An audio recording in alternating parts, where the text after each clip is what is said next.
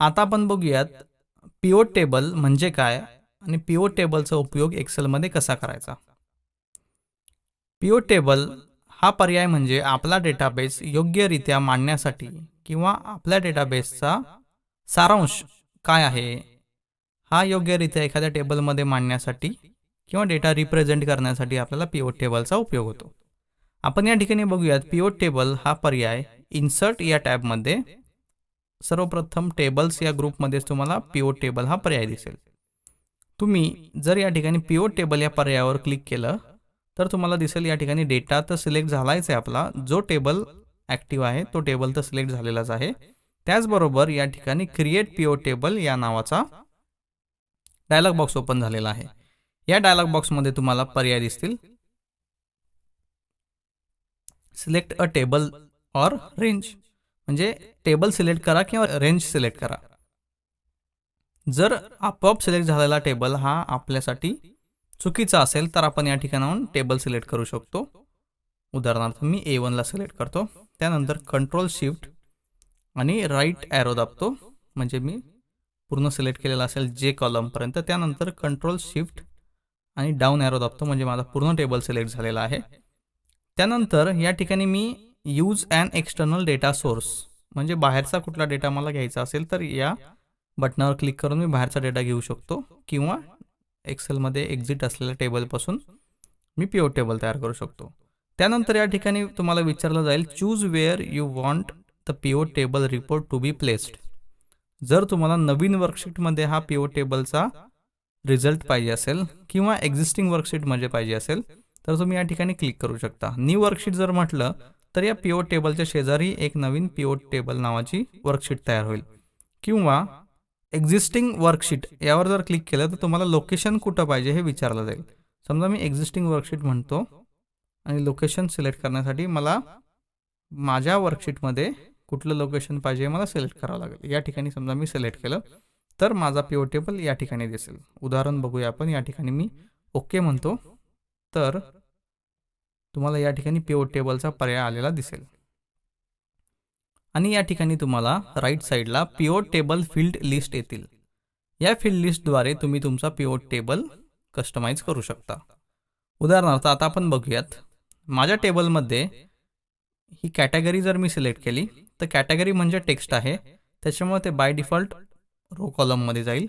त्यानंतर जर मी department select केलं तर ते सुद्धा टेक्स्ट आहे, ते सुद्धा रो कॉलममध्ये जाईल. तुम्ही या ठिकाणी बघू शकता स्टाफ या कॅटेगरीतले डिपार्टमेंट तुम्हाला एकाखाली एक आलेले दिसतील. त्यानंतर जर मी एम्प्लॉई नेम घेतलं तर प्रत्येक डिपार्टमेंटच्या खाली एम्प्लॉई नेम येतील. एम्प्लॉई नंबर घेतले तर त्याच्या खाली एम्प्लॉई नंबर येतील. पण या टेबलचा आपल्याला काही एक उपयोग होणार नाही, कारण हा टेबल तुम्हाला या ओरिजिनल डेटामध्ये बघायलाच मिळेल. समजा हे मी चेक्स परत काढून टाकतो. समजा या ठिकाणी कॅटेगरी बघितली आपण. आता आपल्याला बघायचं आहे की स्टाफ आणि वर्कर या कॅटेगरीला टोटल सॅलरी किती दिली जाते हे जर मला बघायचं असेल तर मी टोटल सॅलरीला क्लिक करतो. ही नंबर्स असल्यामुळे टोटल सॅलरी ही आपोआप व्हॅल्यूज या फील्डमध्ये तुम्हाला गेलेली दिसेल आणि त्याची सम झालेली दिसेल.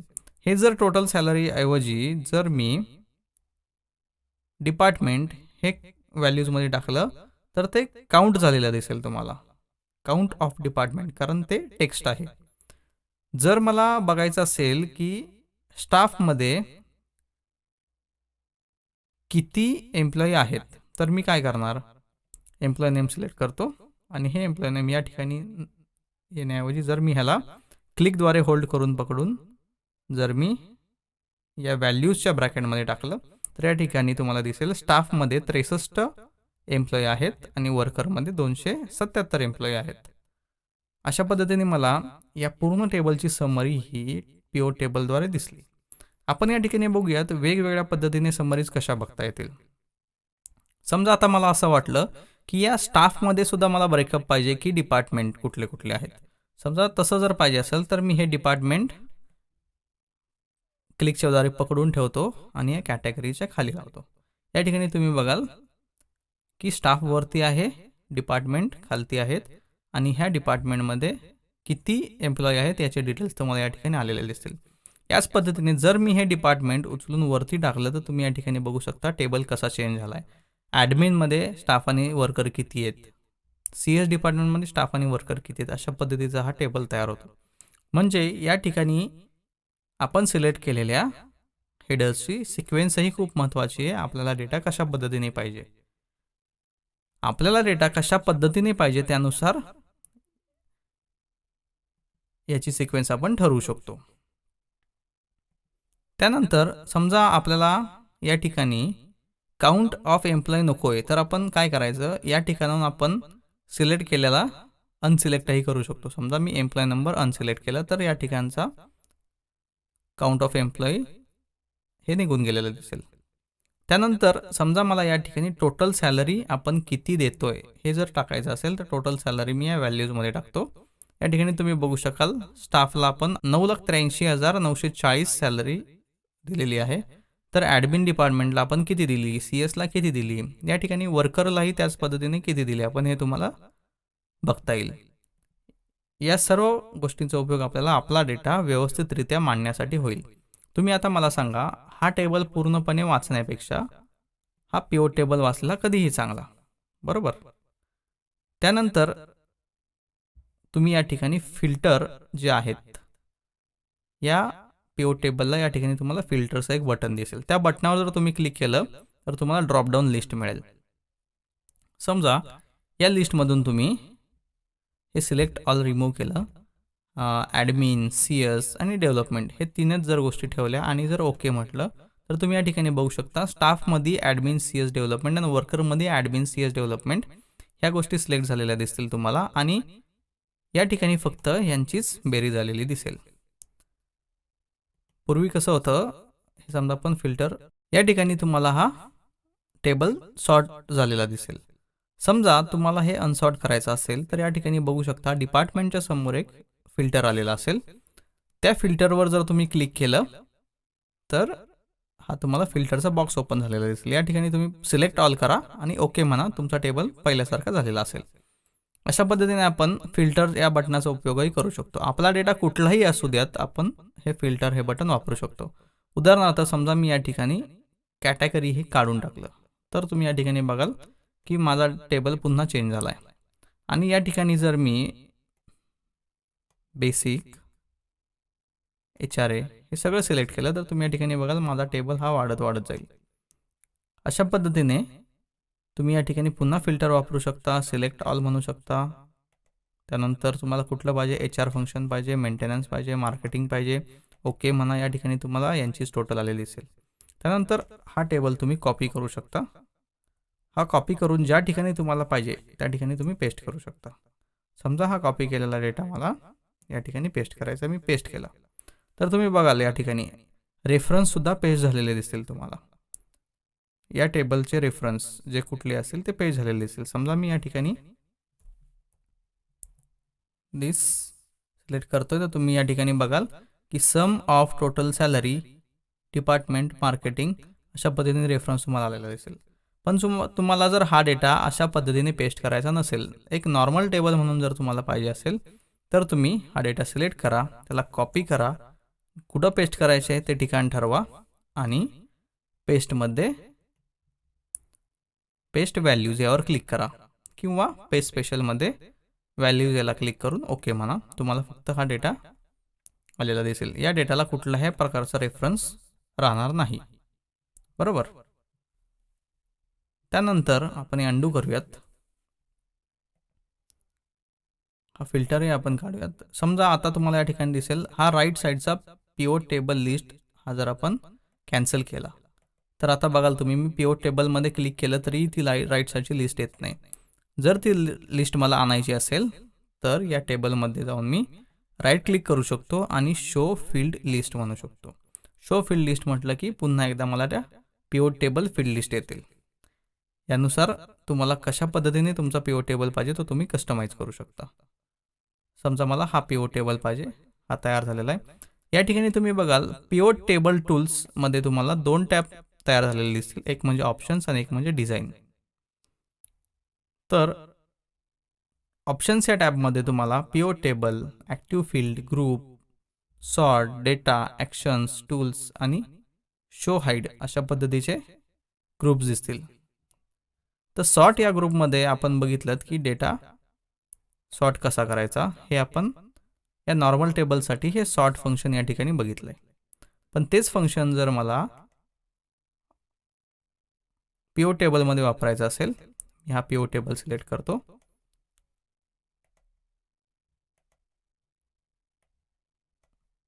आणि या ठिकाणी A to Z हे सॉर्ट करतो.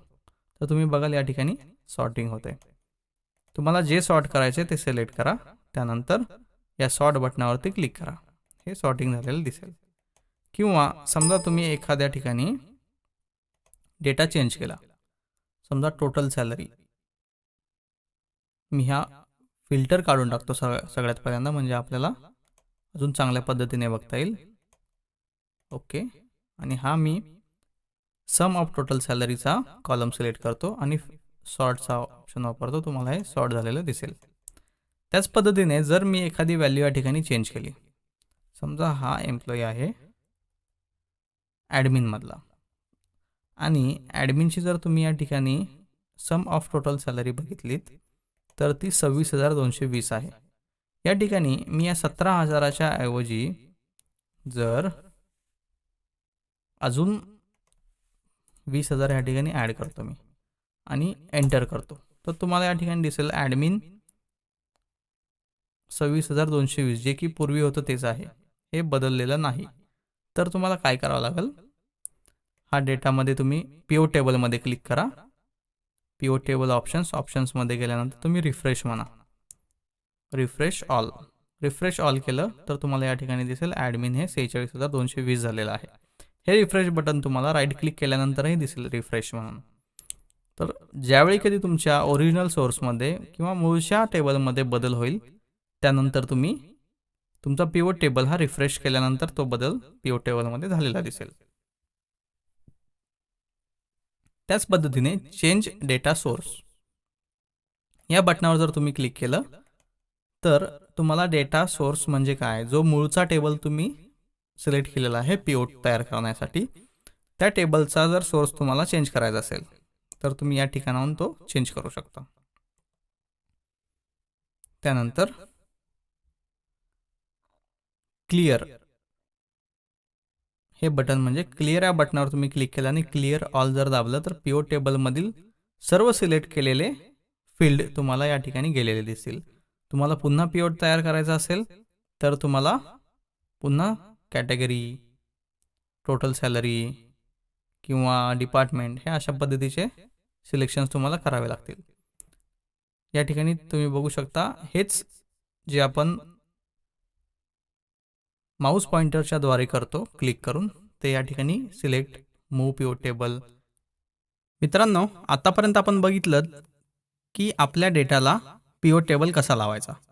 आता आपण बघूयात की विविध ऑप्शन्सचा उपयोग करून आपला लावलेला पिवट टेबल हा अजून चांगला कशा पद्धतीने दिसेल हे आपण या ठिकाणी बघूयात. तुम्ही या ठिकाणी बघा, ज्यावेळेस मी पिवट टेबलमध्ये क्लिक करतोय त्यावेळी या ठिकाणी पिवट टेबल टूल्स नावाचे कॉन्टेक्च्युअल टॅब तयार झालेले आहेत. यामध्ये 2 टॅब आहेत, ऑप्शन्स आणि डिझाईन्स. आता आपण ऑप्शन्स आणि डिझाईन या टॅबमधले पर्याय एक एक करून बघूयात. तुम्ही या ठिकाणी एक लक्षात घ्या, मी ज्यावेळेस पिवट टेबलच्या बाहेर क्लिक करतो त्यावेळेस हे दोन्ही टॅब निघून जात आहेत आणि ज्यावेळेस मी पुन्हा पिवट टेबलमध्ये क्लिक करतो त्यावेळेस हे टॅब पुन्हा ॲक्टिवेट होतात. बरोबर आहे. आता आपण बघूयात ऑप्शन्स टॅबमधील सगळ्यात पहिलं ग्रुप म्हणजे पिवट टेबल. बरोबर, यामध्ये ऑप्शन्स नावाचा एक पर्याय आहे. या ऑप्शन्स नावाच्या पर्यायावर जर मी क्लिक केलं तर एक डायलॉग बॉक्स लॉन्च होतो. त्या डायलॉग बॉक्सचं नाव आहे पिवट टेबल ऑप्शन्स. बरोबर, यामध्ये layout and format, totals and filters, display, printing आणि डेटा असे वेगवेगळे टॅब तुम्हाला या डायलॉग बॉक्समध्ये दिसतील. बरोबर, त्यापैकी आपण एक एक ऑप्शन्स बघूया. लेआउट अँड फॉर्मॅट्समध्ये पहिला ऑप्शन आहे merge and centre cells with labels. बरोबर, जर मी हे चेक इन जे केलेलं आहे ते चेकआउट करतो आणि या ठिकाणी ओके म्हणतो, तुम्हाला या ठिकाणी हे जे अलाइनमेंट जे सेंटर आहे ते निघून गेलेलं दिसेल. या ठिकाणी बघा, मी ओके करतोय, हे अलाइनमेंट लेफ्ट अलाइन झालेलं आहे. जर मी पुन्हा ऑप्शन्समध्ये जाऊन या ठिकाणी merge and centre cells with labels म्हणतो, तर ते पुन्हा सेंटरला आलेलं दिसेल. त्यानंतर यामध्ये फॉर्मॅटचा जो ऑप्शन आहे त्या ऑप्शनमध्ये फॉर एरर व्हॅल्यू शोज, म्हणजे जर या पिव्होट टेबलमध्ये एखादा एरर असेल एखाद्या सेलमध्ये, तर त्या ठिकाणी कुठली व्हॅल्यू आली पाहिजे हे आपण या ठिकाणी टाकू शकतो याला चेक इन करून. किंवा for empty cells show blank, आपण या ठिकाणी कुठलाही अंक किंवा काहीही टाकलेलं नाही. या ठिकाणी आपण फॉर एम्प्टी सेल्स शो 0 म्हणू शकतो किंवा फॉर एम्प्टी सेल्स शो नील म्हणू शकतो. असं काही टाकलं आणि ओके म्हटलं तर जर या टेबलमध्ये एखादी एम्प्टी सेल असेल तर त्या ठिकाणी ब्लँकच्या ऐवजी नील किंवा 0 किंवा आपण जे काही टाकू ते लिहून येईल. बरोबर आहे. त्यानंतर autofit columns width on update किंवा preserve cell formatting on update, हे ऑप्शन आपण या ठिकाणी चेक इन चेकआउट करू शकतो. बरोबर. त्यानंतर आपण बघूया टोटल्स अँड फिल्टर्समध्ये. ग्रँड टोटल्स, त्यामध्ये पहिला ऑप्शन आहे show grand totals for rows. रोजसाठीचे ग्रँड टोटल दाखवा. या टेबलला रोज नाही आहेत त्याच्यामुळे आपल्याला हा पर्याय या ठिकाणी बघता येणार नाही. आपण दुसरा पर्याय बघूयात show grand totals for columns. कॉलममध्ये ग्रँड टोटल आहेत त्यामुळे आपण हे चेक आउट करूयात आणि ओके करून बघूयात. ग्रँड टोटल्स या ठिकाणची गेलेली दिसेल. या ठिकाणी ग्रँड टोटल हा ऑप्शन होता, ते ग्रँड टोटल आपल्याला या टेबलमधून गेलेलं दिसेल. आपण बघूयात या ठिकाणी ऑप्शन्समध्ये जाऊन मी टोटल्समध्ये शो ग्रँड टोटल्स फॉर कॉलम्सला चेक इन करतो. ओके म्हणतो. या ठिकाणी ग्रँड टोटल पुन्हा आलेली आहे. बरोबर. त्यानंतर ऑप्शन्समध्ये अजून पर्याय आहेत ते फिल्टर्स. अलाव मल्टिपल फिल्टर्स पर फील्ड. बरोबर. याला जर मी चेक इन केलं आणि ओके म्हटलं तर या फील्डमध्ये मी मल्टिपल फिल्टर्स अलाव करण्यासाठी परवानगी घेतलेली आहे. बरोबर. त्यानंतर ज्यावेळेस मी या ठिकाणून चेक आउट करतो त्यावेळेस ते परमिशन्स निघून जाईल. त्यानंतर सॉर्टिंगसाठी use custom list when sorting, म्हणजे आपल्याला कस्टम लिस्ट जर यूज करायची असेल सॉर्टिंगसाठी तरी आपण या ठिकाणाहून ती करू शकतो चेक इन चेकआउटच्या द्वारे. त्यानंतर डिस्प्ले या टॅबमध्ये show expand oblique collapse buttons, हे जे स्टाफच्या अलीकडे जे बटन दिसतंय मायनसमध्ये ते कॉलॅप्सचं बटन आहे. वर्करच्या अलीकडे जे दिसतं ते कॉलॅप्सचं बटन आहे. ज्यावेळेस मी या बटनावर क्लिक करतो त्यावेळेस हे बटन मायनसच्या ऐवजी प्लसमध्ये कन्वर्ट होतं, म्हणजे ते एक्सपांड करण्यासाठी कन्वर्ट होतं. ज्यावेळी मी याचा चेक इन काढून टाकतो या ठिकाणचा आणि ओके म्हणतो, हे बटन्स निघून गेलेले दिसतील. बरोबर. ते बटन जर पुन्हा मला आणायचे असतील तर मी ऑप्शन्समध्ये जाऊन डिस्प्लेमध्ये यावर पुन्हा एकदा क्लिक करतो आणि ओके म्हणतो. हे बटन्स पुन्हा आलेले दिसतील. बरोबर आहे. त्याच पद्धतीने show कॉन्टेक्च्युअल tool tips, show properties in tool tips, display field captions and field drops down, अशा पद्धतीचे वेगवेगळे ऑप्शन्स या ठिकाणी आहेत. त्यानंतर फील्ड लिस्टमध्ये sort A to Z, sort in data source order, म्हणजे आता आपण हे by default data source order select केलेलं असतं, म्हणजे आपल्या टेबलमध्ये डेटा सोर्स ज्या ऑर्डरने आलेला आहे त्या ऑर्डरने हे सॉर्टिंग झालेलं असतं. जर मी A to Z वर क्लिक केलं तर हाच डेटा मला A to Z सॉर्ट होऊन पिव्होट टेबल तयार झालेला दिसला असता. बरोबर. त्यानंतर आपण बघूयात प्रिंटिंगमध्ये. प्रिंटिंगमध्ये 3 पर्याय आहेत. पहिला पर्याय म्हणजे print expand and collapse buttons Wien displayed on pivot table. जर मी ह्याला चेक इन केलं तर ज्यावेळी मी या पिव्होट टेबलचे प्रिंट काढेल त्यावेळेस एक्सपांड आणि कॉलॅप्स बटन त्या प्रिंटमध्ये दिसतील. Repeat row labels on each printing page, याला मी बाय डिफॉल्ट चेक इन असतं, कारण रो लेबल्स जे काही आहेत ते बाय डिफॉल्ट प्रत्येक पेजवरती तुम्हाला प्रिंट झालेले दिसतील. आणि सेट प्रिंट टायटल्स, अशा पद्धतीचे 3 ऑप्शन या ठिकाणी चेक इन चेकआउट करण्यासाठी दिलेले आहेत. त्यानंतर या डेटामध्ये pivot table data, save source data with file, enable show details, refresh data when opening the file, अशा पद्धतीचे 3 ऑप्शन तुम्हाला या ठिकाणी दिसतील.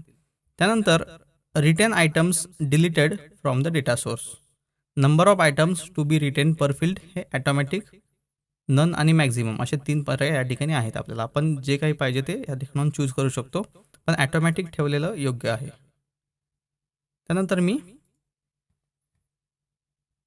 त्यानंतर आपण बघूयात ॲक्टिव्ह फील्ड हा ग्रुप.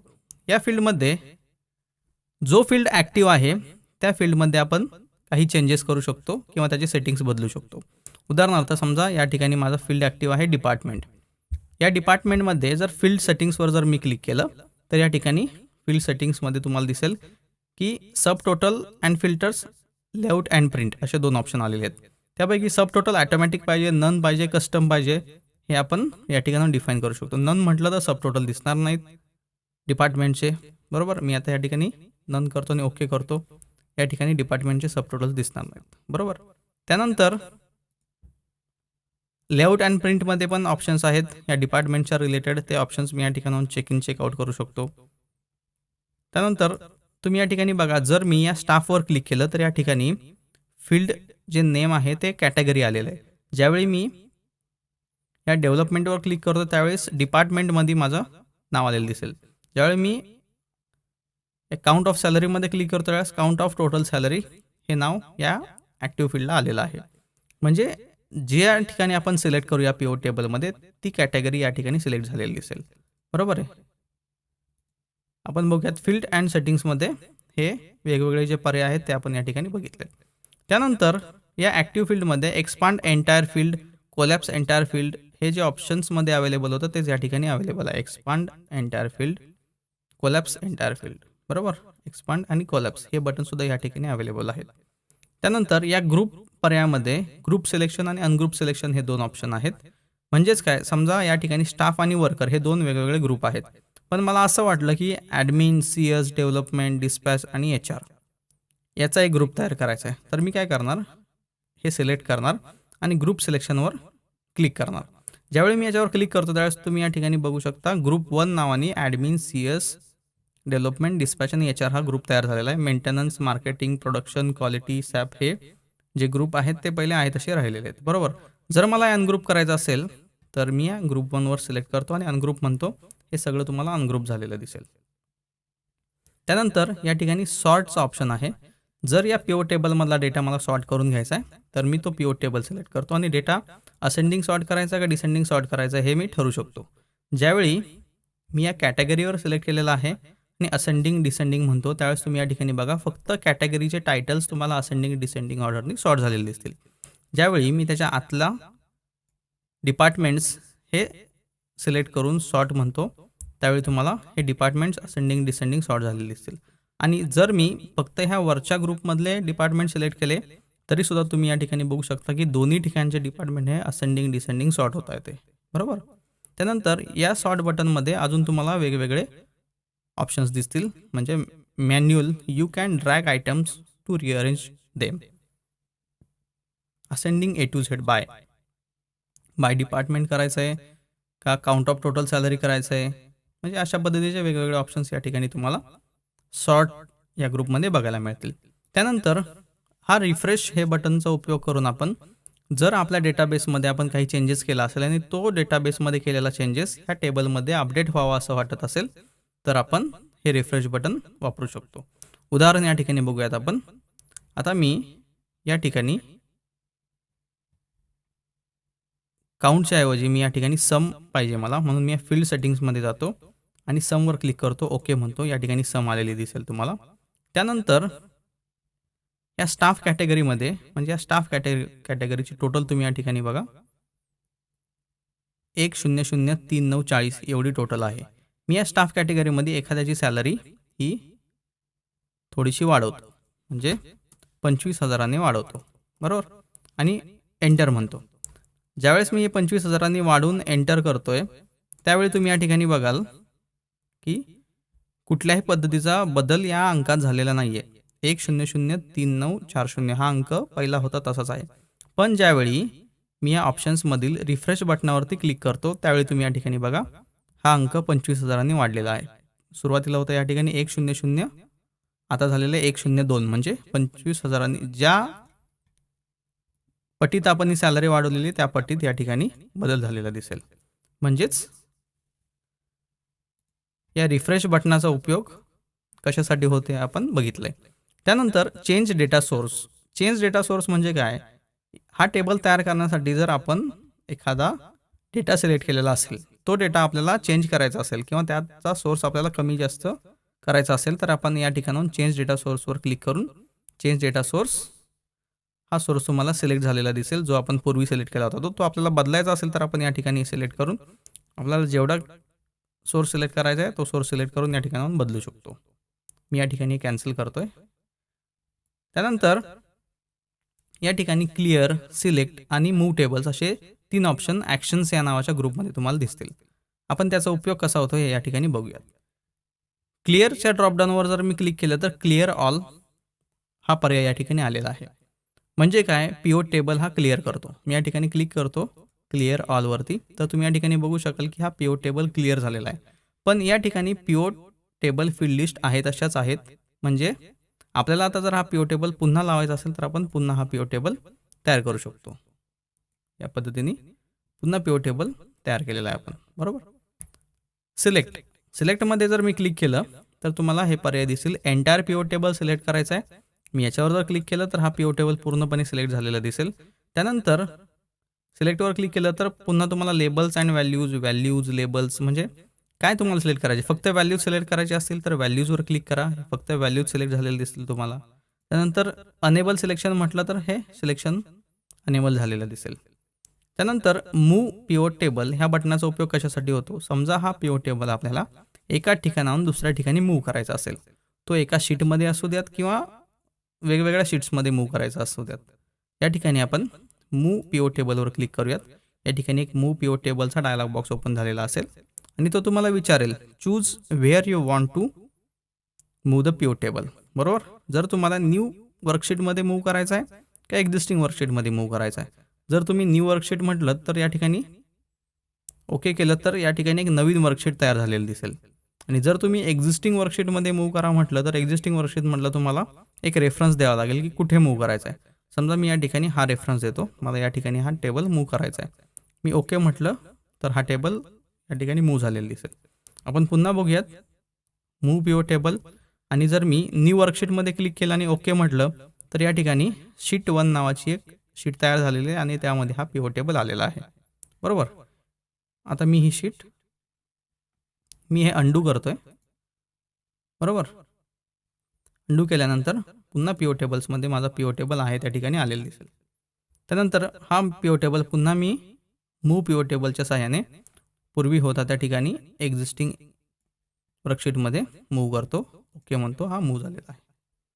त्यानंतर या ठिकाणी अजून एक ऑप्शन तुम्हाला दिसेल टूल्स या ग्रुपमध्ये पिव्होट चार्ट्स. बरोबर. या पिव्होट टेबलवरून आपण एखादा चार्टही तयार करू शकतो. तो कसा तयार करायचा हे आपण ह्या पिव्होट चार्टच्या बटनाद्वारे बघूयात. मी या पिव्होट चार्टच्या बटनावर जर क्लिक केलं तर या ठिकाणी एक डायलॉग बॉक्स ओपन होताना दिसतोय मला. तो आहे इन्सर्ट चार्ट या नावाचा. या डायलॉग बॉक्समध्ये तुम्हाला कशा पद्धतीचा चार्ट तुम्हाला इन्सर्ट करायचा आहे तो तुम्ही या ठिकाणून सिलेक्ट करू शकता. उदाहरणार्थ कॉलम, लाईन, पाय, बार, एरिया एटसेट्रा कुठलाही चार्ट यामधून तुम्ही सिलेक्ट करू शकता. समजा मी या ठिकाणी सिंपल कॉलम चार्ट घेतो आणि समजा हा 2 नंबरचा पर्याय म्हणजे स्टॅक्ड कॉलम यावर सिलेक्ट करतो आणि ओके म्हणतो. ओके म्हटल्यानंतर या ठिकाणी तुम्हाला एक चार्ट तयार झालेला दिसेल.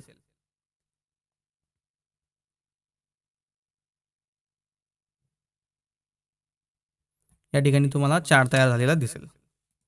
बरोबर आहे. त्यानंतर चार्ट तयार झाल्यानंतर तुम्हाला या ठिकाणी ह्या चार्टचे डिटेल्स दिसतील. म्हणजे टोटल हे हेडिंग्स दिसतील. परत ॲडमिन, डेव्हलपमेंट, HR, मार्केटिंग हे वेगवेगळे डिपार्टमेंट दिसतील. स्टाफ, वर्कर अशा पद्धतीने तुम्हाला हा चार्ट दिसेल. जर तुम्ही या चार्टवर क्लिक केलं तर तुम्हाला एक्सेलमध्ये पिव्होट चार्ट टूल्स आणि त्याचे वेगवेगळे टॅब कुठले आहेत, डिझाईन, लेआउट, फॉर्मॅट, ॲनालाइज हे वेगवेगळे टॅब तुम्हाला या ठिकाणी आलेले दिसेल. म्हणजे तुम्ही हा पिव्होट टेबल या ठिकाणाहून तुम्हाला पाहिजे तसा एडिट करू शकता. बरोबर. हा चार्ट एडिट कसा करायचा याबद्दल आपण पुढील सेशनमध्ये बघूयात. पण आत्ता आपण या ठिकाणी एवढंच बघूयात की हा चार्ट तयार झाल्यानंतर जर आपल्याला काही चेंजेस करायचे असतील तर मी या ठिकाणी राईट क्लिक करू शकतो. राईट क्लिक केल्यानंतर चेंज चार्ट टाईप हा ऑप्शन आहे.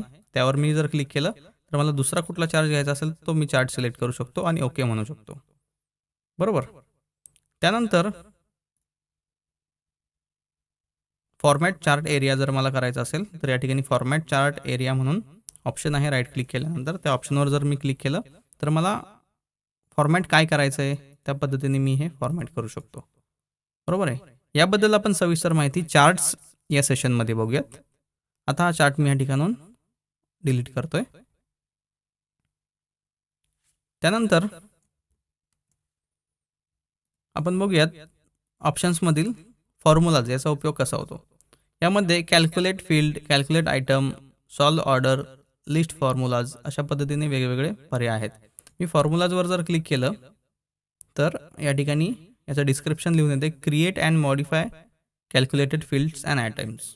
अशा पद्धतीने या फॉर्म्युलाज या टॅबचा उपयोग आपण करू शकतो. त्यानंतर या ठिकाणी field list, buttons, plus minus buttons आणि फील्ड हेडर्स असे 3 बटन्स या ठिकाणी आहेत. जर मी या फील्ड लिस्ट या बटनावर क्लिक केलं तर तुम्ही या ठिकाणी बघू शकता ही जी फील्ड लिस्ट होती या ठिकाणी जी उजव्या बाजूला ती निघून गेलेली आहे. मी पुन्हा क्लिक केलं तर ती लिस्ट पुन्हा येईल. त्यानंतर प्लस मायनस बटन म्हणजे काय, हे एक्सपांड आणि कॉलॅप्सचे जे बटन्स आहेत ते बटन्स. जर मी यावर क्लिक केलं तर हे बटन या ठिकाणी निघून जातील. जर मी पुन्हा क्लिक केलं तर हे बटन या ठिकाणी पुन्हा येतील. परत फील्ड हेडर्सवर जर मी क्लिक केलं तर या ठिकाणून फील्ड हेडर तुम्हाला निघून गेलेलं दिसेल आणि जर मी पुन्हा क्लिक केलं तर फील्ड हेडर्स आलेले दिसतील. अशा पद्धतीने ऑप्शन्स या टॅबमधील विविध पर्यायांचा वापर कसा करायचा आहे आपण बघितलं. त्यानंतर आपण बघूया डिझाईन या टॅबमधील पर्यायांचा उपयोग कसा करायचा. डिझाईन या टॅबमध्ये सगळ्यात पहिला ग्रुप आहे तो म्हणजे लेआउट.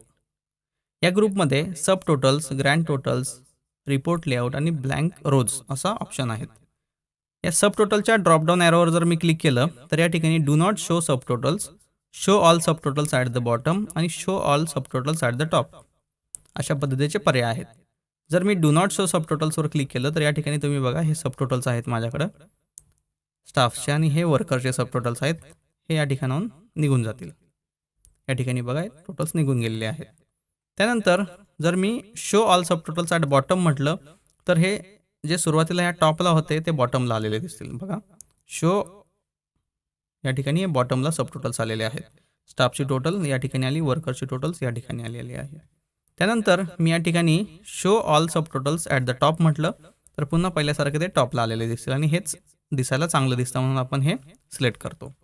त्यानंतर अशाच पद्धतीने ग्रँड टोटल्सचाही उपयोग आपण करू शकतो. Off for rows and columns, on for rows and columns, on for rows only, on for columns only. हे ग्रँड टोटल्स म्हणजे सगळ्यात बॉटमला ही जी ग्रँड टोटल दिसते त्याबद्दलचे हे सेटिंग्स आहेत. त्यानंतर रिपोर्ट लेआउटमध्ये show in compact form, show in outline form, show in tabular form असे 3 प्रकार आहेत. जर मी शो इन आउटलाईन फॉर्मवर क्लिक केलं तर तुम्ही या ठिकाणी बघाल ही जी कॅटेगरी आहे स्टाफ, वर्कर हे वेगळ्या कॉलममध्ये आलेले दिसतील, डिपार्टमेंट वेगळ्या कॉलममध्ये आलेले दिसतील आणि सम ऑफ टोटल सॅलरी हे वेगळ्या कॉलममध्ये आलेले दिसतील. जर ते me show in tabular form म्हटलं तर हे ह्या पद्धतीने टॅब्युलर फॉर्ममध्ये आलेलं दिसेल. स्टाफचा टॅब वेगळा, वर्करचा टॅब वेगळा अशा पद्धतीने टॅब्युलर फॉर्ममध्ये आलेलं दिसेल. पण आपल्याला शो इन कॉम्पॅक्ट फॉर्म हेच दिसायला चांगलं दिसतं म्हणून हे आपण बाय डिफॉल्ट सिलेक्ट केलेलं असतं. त्यानंतर ब्लँक रोज. समजा जर आपल्याला प्रत्येक एका ग्रुपनंतर म्हणजे स्टाफचा हा जो ग्रुप आहे, वर्करचा हा जो ग्रुप आहे, ह्या प्रत्येक एका ग्रुपनंतर जर ब्लँक रो इन्सर्ट करायची असेल तर blank row insert blank line after each item यावर क्लिक केलं तर या ठिकाणी बघा ही ब्लँक लाईन इन्सर्ट झालेली आहे. बरोबर, ती लाईन जर रिमूव्ह करायची असेल तर remove blank line after each item यावर मी क्लिक करतो. या ठिकाणाहून ती ब्लँक लाईन निघून गेलेली दिसेल तुम्हाला. त्यानंतर या डिझाईन टॅबमध्ये आहे पिवट टेबल स्टाईल ऑप्शन्स, म्हणजे show header, column header, banded rows, banded columns अशा पद्धतीचे ऑप्शन तुम्हाला चेक इन आणि चेकआउट करण्यासाठी मिळतील. जर मी या ठिकाणी रो हेडरवर क्लिक केलं तर या ठिकाणी बघा हे रो हेडर्स जे बोल्ड होते ते या ठिकाणाहून निघून गेले आहेत, म्हणजे हे हेडर नाही आहेत आता. तर मी कॉलम हेडरवर क्लिक केलं तर हे कॉलम हेडरसुद्धा या ठिकाणी नॉर्मल झालेले दिसतील. पण हे आयडेंटिफाय करण्यासाठी बोल्ड असणं गरजेचं आहे आणि बोल्ड असणं म्हणजे काय, ते हेडिंग आहे. त्यामुळे हे मी पुन्हा चेक इन करतो. त्यानंतर बँडेड रोज यावर जर मी क्लिक केलं तर एक अल्टरनेट रो या ठिकाणी कलर्ड झालेलं दिसेल. बँडेड कॉलम्स म्हटलं तर एक अल्टरनेट कॉलम या ठिकाणी कलर फिल झालेला दिसेल. त्यानंतर या ठिकाणी पिवट टेबल स्टाईल्स आहेत. या पिवट टेबलला मला कुठली स्टाईल पाहिजे ती ह्या ड्रॉपडाऊनमधून मी सिलेक्ट करू शकतो. समजा लाईट कलरमध्ये स्टाईल पाहिजे एखादी, मीडियम कलरमधली स्टाईल पाहिजे एखादी, का डार्क कलरमधली स्टाईल पाहिजे, ही कुठली स्टाईल पाहिजे ते मी सिलेक्ट करू शकतो. उदाहरणासाठी मी समजा ही पिवट स्टाईल डार्क 18 ही मी सिलेक्ट करतो. या ठिकाणी बघा ही स्टाईल मी सिलेक्ट केलेली आहे. त्यानंतर समजा मला असं वाटलं की हे बँडेड रोज करायचे तुम्हाला, तर मी ह्याला बँडेड रोजला क्लिक केलं तर हे आपोआप हे बँडेड झालेले दिसतील. बँडेड कॉलम्सला केलं तर कॉलम आपोआप बँडेड झालेले दिसतील. आतापर्यंत आपण बघितलं की पीओ टेबल टूल्समधील ऑप्शन्स आणि डिझाईन या टॅबमधील वेगवेगळ्या पर्यायांचा वापर करून आपला पीओ टेबल अधिक चांगल्या पद्धतीने कसा तयार करायचा.